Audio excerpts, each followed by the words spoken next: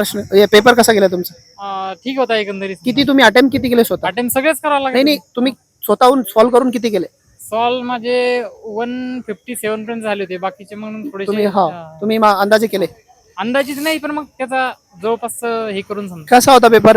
रिझनिंगचा सांगा आधी, रिझनिंगचा कसा होता?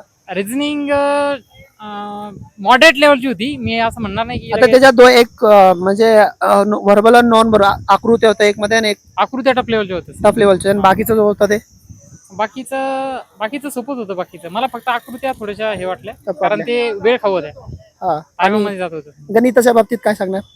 गणित ते थोडंसं टफच लेवल होती समजा. टफच होतं ना? गणिताची. वेळ लागत होता खूप. अच्छा, म्हणजे कसे वेळ लागणार होते का? वेळ लागणार होता. अच्छा. अजून बाकीचे जे होते जसं मानसशास्त्राचे, इंग्लिश, मराठी, मानसशास्त्र आधी मानसशास्त्र पण सोबत होतं. अंडरस्टँडिंग बेस होतं. नाही, त्याच्यामध्ये कसे नाही प्रश्न कॉन्सेप्ट मोठे- नव्हतं अच्छा आणि वन लाईनर होते विशेष म्हणजे. अच्छा, वन लाईनर one होते, liner. एक लाईन मध्ये. एका लाईन मध्ये. अच्छा, असं होते म्हणजे मला मोठे मोठे. थोडासा प्रॉब्लेम कसा येत होता की त्यांनी इंग्लिश आणि मराठी दिलं होतं ना, हा. तर मग ते मला असं वाटत होतं फक्त इंग्लिशच पाहिजे होते अगोदर, त्याच्यानंतर मराठी. त्यांनी मिक्स दिलं होतं ना, ते मिक्स मुळे मग खाली पूर्ण स्क्रॉल करून वेळ लागत होता. स्क्रॉल अच्छा, करायला म्हणजे पुढच्या क्वेश्चनला जायला वेळ लागत होता. वेळ लागत म्हणजे एकदाच दोघी लँग्वेज होत्या का? हा, दोन्ही पण लँग्वेज होते. म्हणजे आपल्याला स्क्रीनवर दोन सोबत दिसत होत्या? सोबत लँग्वेज. असं आधी चेंज करायचं असतं?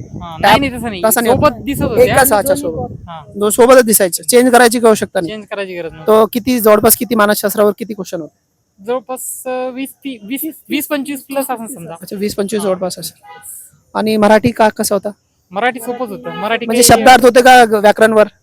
अंडरस्टँडिंग होतं सर. ते पण अंडरस्टँडिंग. म्हणजे आपण स्पर्धा परीक्षेला अभ्यास. व्याकरण दृष्ट्या जे चुकीचा शब्द आहे समजा, अच्छा, अच्छा. वाक्य दिलेलं असते त्याच्यामध्ये चुकीचं वाक्य. चुकीचं कुठलं आहे समजा, अच्छा अच्छा मिनिंग नुसार किंवा मग शब्दानुसार शब्द चुकीचा आहे का त्यामध्ये अच्छा, अच्छा. दिलेला समजा. किती क्वेश्चन होते मराठीला?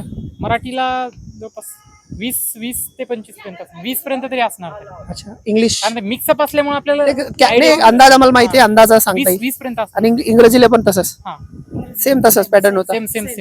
तर क्वेश्चन पॅराजंबल वर होता समजा. Paragraph वर जास्त. वर्ड स्वाईप करायचा होता. अच्छा. एबीसी दिलेला होता. हो. फक्त मिनिंग नुसार ते फिट बसवायचं होतं त्याच्यामध्ये. हा. अच्छा, आणि ते सामान आपलं जी के जनरल नॉलेजचं जनरल नॉलेज नव्हतं मला. जनरल नॉलेज नाही. किती जनरल क्वेश्चन नॉलेजची मला दिसली नाही. अच्छा, दिसले नाही तुम्हाला? कदाचित मला माझ्याकडून नजरेतून हे झालं असेल, पण जनरल नाही, हा कळलं मला. काय सांगणार विद्यार्थ्यांना? तिकडे कॅमेराकडे बघून सांगा, काय त्यांना सल्ला द्या तुमच्या मते. एकंदरीत टाइम मॅनेजमेंट करा आणि सोपाच आहे पेपर, फक्त टाइम मॅनेजमेंट करायचं. अच्छा, काय नाव तुमचं? देवानंद. देवानंद.